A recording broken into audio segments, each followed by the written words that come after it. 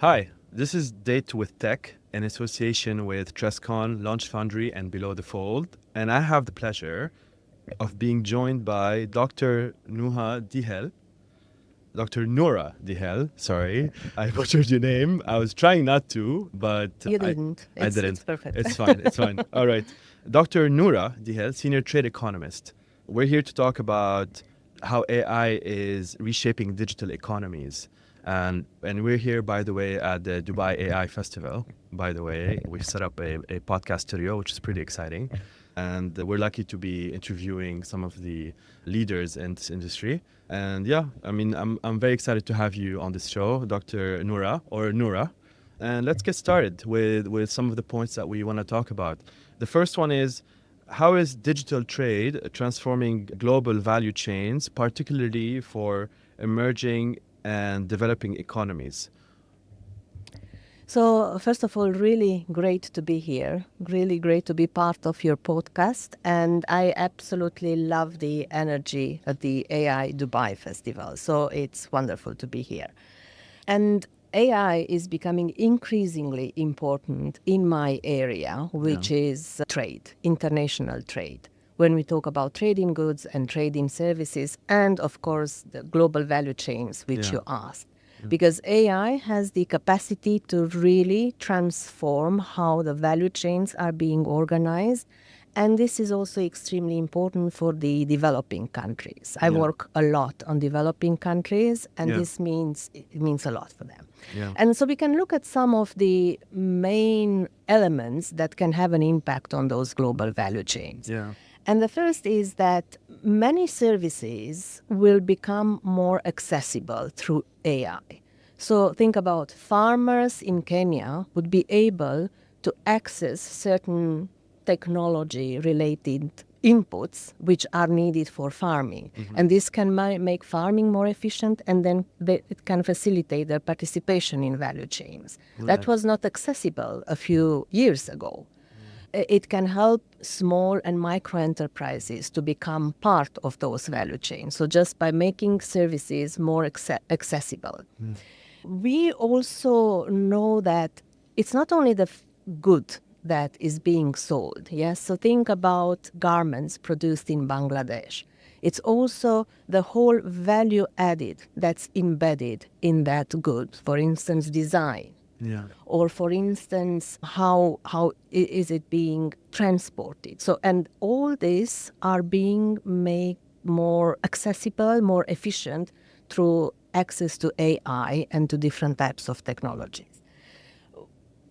AI has also an important role in making these supply chains more efficient. So I worked quite a bit on trade facilitation and usage of AI in cross-border processes.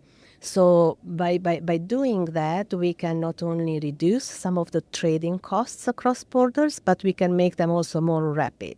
So it's really increasing efficiency. So just some examples, on how AI can transform global value chains, and most importantly, the positive impact it can have on developing countries. But I have to say, certain fundamentals need to be in place for that to happen. So we need access to that type of technology. We need the adequate infrastructure. We need skills to be able to use AI. And then we also need an appropriate regulatory framework in place. Right. Yeah. I can see how supply could be boosted for farmers using AI to better, I guess, harvest, for example, some of their crops. But yeah, I agree. Perhaps there needs to be the right education in place so that the way to use AI is accessible for everyone, not just for big enterprises, perhaps also for medium and small enterprises and businesses. Absolutely, absolutely. And that's why these educational programs are very important. Yeah. And actually, there are also talks about including AI in the curricula of schools. Yeah. So Yeah. we should learn it as kids. No. So I would love to hear more about, from your time working across continents, how do perspectives on digital trade and AI differ between regions? So are you seeing perhaps some regions incorporate AI in curriculums in education establishments and institutions more than others? Not necessarily in education. So I would think about AI more broadly, Yeah. on how countries approach access to AI. Yeah.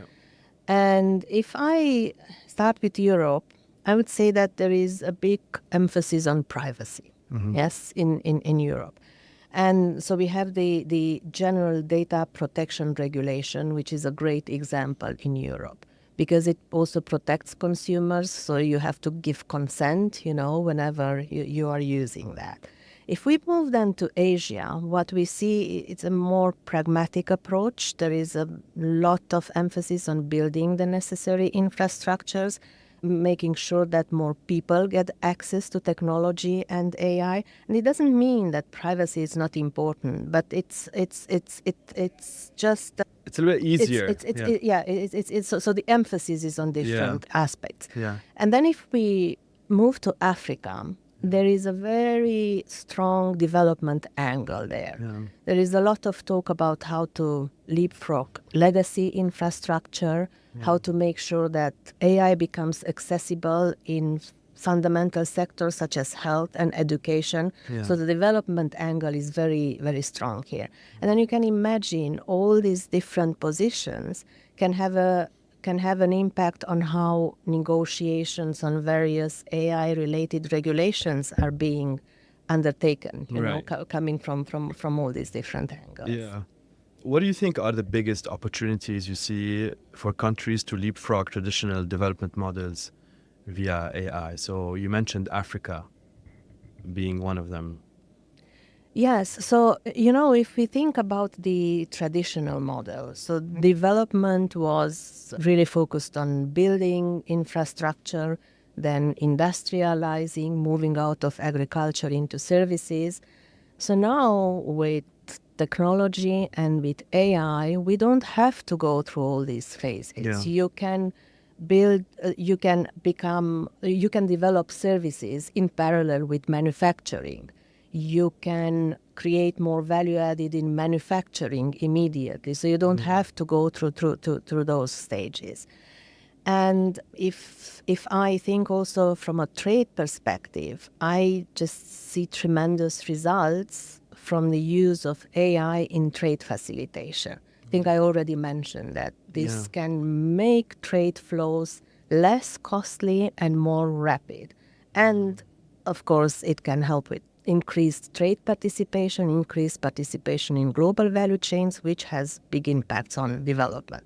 Okay, fantastic. And how do you think in international trade frameworks better support digital inclusion and equitable access to technology? So that's a very good question because there is a lot of emphasis on trade agreements covering goods. And I think it's time to look more closely at services. So first of all, to look at trade and services and especially look at digital aspects. So I like to bring the example of the Digital Economy Partnership Agreement, which was pioneered by Singapore, Chile, and New Zealand, and it went into force in 2021. So this is really an agreement that it makes it unique because it's not about traditional goods or tariffs. It's really about setting common rules for how countries can collaborate digitally. And it's also a very dynamic, so it's not like a static agreement, it's more like a process. For instance, South Korea joined in 2023, and it's open to other countries to join as well. And if you look at some of the provisions, so we are looking at e-commerce, at digital identities, at fintech, how to regulate cross-border data flows, how to regulate AI, how to make it safe. And it's really about the appropriate regulatory framework for digital services. And I think this is a very good example on how we can tackle all these digital issues on a cross-border basis and how we can also incorporate such elements into any other trade agreements that countries are negotiating at the bilateral, regional, or also multilateral level. Excellent. And what role can regulatory sandboxes play in enabling safe and inclusive innovation? So it's a very good point. Yeah. I really love sandboxes, and usually we think about them as being just tech-friendly regulation, but I think it's much more, because I think these are very powerful tools for a public-private learning space. So it's a good opportunity to exchange information in a safe space and to make sure that we create the adequate regulations. Yeah. And you also have the private sector input. Yeah. So it's a safe space where you can experiment with different regulatory measures before rolling them out on a more larger, broader scale. Yeah. And it's not something that stalls, I guess, the development. No, right? no. Okay, It actually helps. So we are experimenting there, Yeah, So it's yeah. not a rigid framework. So that's Right. why I also call it a safe space, Yeah. and a great opportunity for partnership between private and public sector. Awesome. We have a couple more questions. Okay. So, do you think current global trade policies are adapting fast enough to the scale and speed of AI-driven disruption? Things are moving very quickly, Yes. and so are we moving at the right speed to make the most of this AI disruption? Well, I think governments are becoming increasingly aware that it's absolutely necessary Yeah. to incorporate digital-related issues and AI in trade agreements. And we see progress in this area. I do not know if it is fast enough, but definitely we see progress Yeah. in this area. There is increased interest also from countries to get guidance on how to do it. But there is room. There is room for more. There's room for absolutely. more, There which is room for more. which is exciting, makes it even more exciting. Yeah. Yes. Yeah. Yes. I have a couple of quick fire Okay. closing question. 3 actually. The first one is, what's one policy trend you think we'll be talking about a lot more next year? A policy trend. Yeah. Well, definitely AI. AI. Yeah. Definitely AI. Yeah. So Definitely AI. AI is a trend that's here to stay for years to come. Yes, and we will probably focus on different aspects related to AI. Yes. Yeah. Is it more access? Is it perhaps safety related issues? Is it Yeah. sovereignty?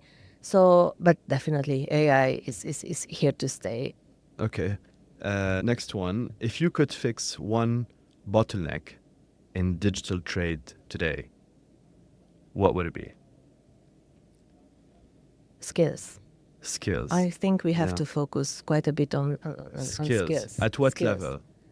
At what for like? Even basic skills. Yeah. Even basic skills. Yeah. So, because when we are talking about skills, of course, we have basic and specialized Yeah. skills, but even basic skills, and especially looking at it from a developing country angle, Yeah. in looking at how AI can facilitate the development process, I Yeah. think the necessary skills and information about AI Yeah. is fundamental. For what stakeholders? Everyone, I suppose. Everyone. I think it's true for everyone. Yeah. It's true for private sector, Yeah. for the public sector. It's For the and we end should- consumer and user. Absolutely. Yeah. And that's why perhaps we should start in schools. Yeah. I think we should start We should teaching start. AI in schools as soon Yeah. as possible. Yeah. Finish this sentence. This is the last one. Oh, wow. It's pretty That's- interesting. It's a that's, pretty interesting one. That's cool. This is why it's the last one. Finish this sentence. The future of global trade will be powered by Geopolitics. geopolitics. Yeah. Interesting. Yeah. I was hoping that you wouldn't say AI. That would have been a little bit cheesy. But at the end of the day, yeah. If we look at the current global context, I Yeah. think it's clear that geopolitical issues are extremely important. Yeah. So and yeah, I mean, regardless of what technology comes into play, I guess at the end of the day, it's about what moves are happening around the world, right? Who's And taking advantage it's of this about power technology? dynamics. It's Yes. about power dynamics. Yeah. Technology will obviously have a role to play Yeah. here Yeah. in strengthening or weakening certain positions. Yeah. But broadly speaking, it's really about power Right. dynamics. Yeah. Yeah. Interesting. Thank you so much, Dr. Noura. I have to say, doctor, this has been amazing. Thank you. It's been fun. Yeah, it's been fun for me as well and for the audience, of course. I hope they find it interesting. Yeah. Thank you so much. Thank Thank you. you.